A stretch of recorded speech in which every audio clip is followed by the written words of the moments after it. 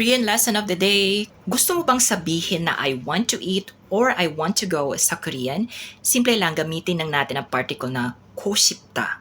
Sa Korean, kapag gusto mong gawin ang isang bagay, idinadagdag mo lang ang particle na ito sa isang verb stem o salitang kilos. Halimbawa, kada, 가고 싶다, 먹다, 먹고 싶다.